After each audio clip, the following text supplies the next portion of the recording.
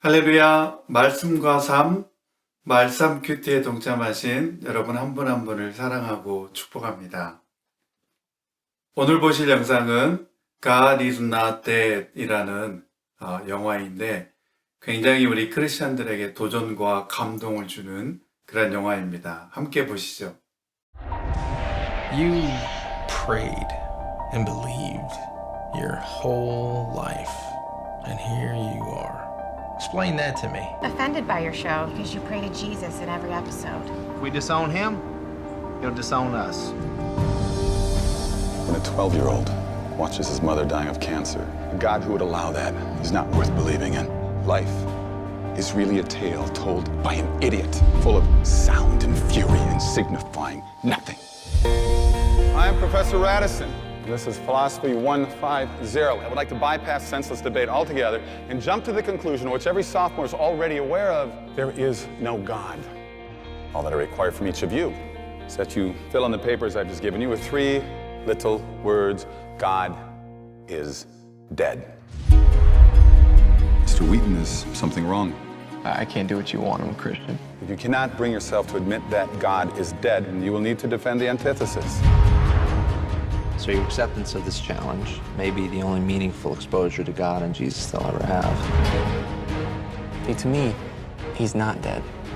I don't want anyone to get talked out of believing in him just because some professor thinks they should. Mr. Wheaton, are you ready?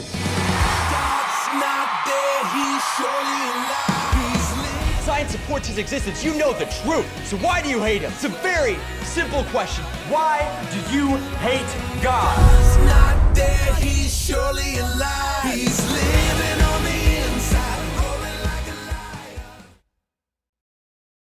우리의 믿음 생활은 언제든지 시험대에 오를 수 있습니다. 비단 성경에 나오는 위대한 믿음의 산증인들 다니엘과 에스더와 같은 그들만의 이야기가 아닙니다. 오늘을 살아가는 우리 모든 크리스찬들에게 일어날 수 있는 믿음의 도전입니다. 오늘 말씀은 신명기 28장 13절에서 14절 말씀입니다.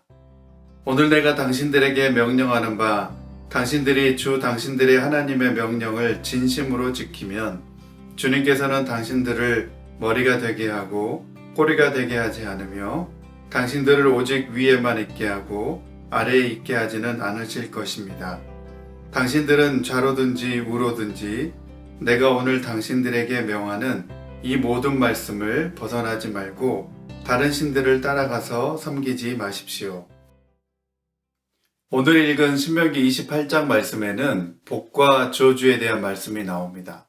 그런데 신명기 28장 말씀을 읽다 보면 복에 대한 말씀보다도 저주에 대한 말씀이 훨씬 더 많이 나오는 것을 볼 수 있습니다. 그렇다고 해서 하나님께서는 자기 백성들이 살기를 바라시지 잘못되기를 바라시지는 않습니다. 오늘 말씀을 읽어보면 복과 저주의 갈림길은 하나님의 말씀에 순종하느냐 불순종하느냐에 달려 있다고 말씀하고 있습니다. 오늘 13절 말씀에 보면 저는 하나님의 명령이라는 단어와 진심으로 라고 하는 단어가 제 마음에 들어왔습니다. 그래서 순종이란 무엇이냐? 오늘 신명기 28장 1절 말씀에 보면 당신들이 주 당신들의 하나님의 말씀을 귀담아 듣고 내가 오늘 당신들에게 명한 그 모든 명령을 주의 깊게 지키면 2절 말씀에도 당신들이 주 당신들의 하나님의 말씀을 청종하면 이렇게 말씀하고 있습니다. 반면에 불순종에 대한 말씀도 신명기 28장 15절 말씀에 이렇게 말씀하고 있습니다. 그러나 당신들이 주 당신들의 하나님의 말씀을 듣지 않고 또 내가 오늘 당신에게 명한 모든 명령과 규례를 지키지 않으면 이렇게 되어 있습니다. 그래서 이 말씀을 종합해 보면 순종과 불순종의 결정적인 근거는 무엇이냐면 말씀을 지키느냐 지키지 않느냐에 달려 있다라고 말씀합니다. 그래서 순종과 불순종의 결정적인 증거는 말씀을 듣는 것에 있다라고 말씀합니다. 그러므로 우리는 말씀을 들을 때에 주의 깊게 귀담아 듣는 것이 너무나 중요합니다. 하나님의 말씀을 건성으로 대충 들으면 믿음이 자라지 않습니다. 하나님께서는 우리 모두가 12절 말씀과 같이 하늘의 아름다운 보고를 누리며 범사가 잘되고 복을 누리며 살기를 원하십니다. 오늘 우리가 그렇게 살기 위해서는 14절 말씀처럼 당신들은 좌로든지 우로든지 내가 오늘 당신들에게 명하는 이 모든 말씀을 벗어나지 말고 다른 신들을 따라가서 섬기지 마십시오. 그렇게 말씀하고 있습니다.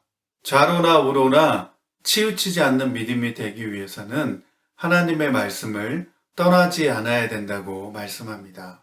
제가 하고 있는 말씀 묵상의 제목을 무엇으로 정할까 고민하다가 오늘 신명기 28장 14절에 나오는 그 말씀이라는 말씀이 제 마음에 들어왔습니다. 그리고 그 말씀에 보면 그 말씀을 지켜 행하라 라고 말씀하고 있습니다. 그래서 신앙은 하나님의 말씀을 그대로 믿는 것이고 그렇게 깨달은 말씀대로 살아가는 것이 신앙 생활입니다. 결국 우리 믿는 성도나 교회의 궁극적인 지향점은 말씀과 삶이 하나 되고 일치되는 신앙 생활에 있는 것입니다. 왜 우리가 하나님의 말씀을 주의 깊게 들어야 할까요? 하나님께 복을 받기 위함인가요? 아니면 어떤 의무감이나 책임감 때문인가요? 결코 그렇지 않습니다. 우리가 하나님의 말씀을 귀담아 듣는 것, 그것은 우리가 하나님을 사랑하는 사랑의 표현입니다.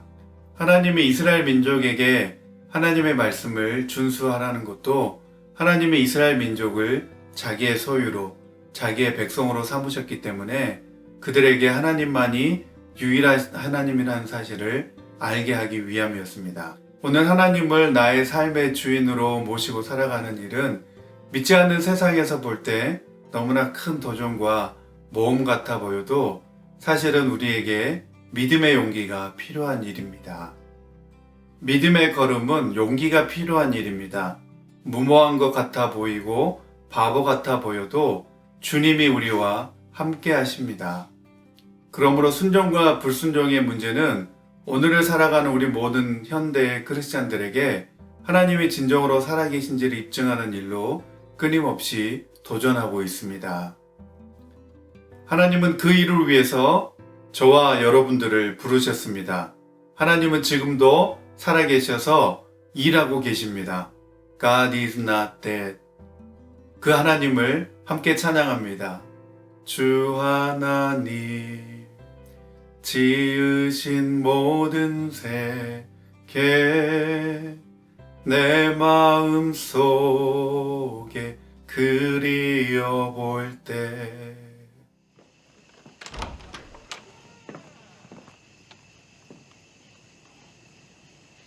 Oh Lord my God,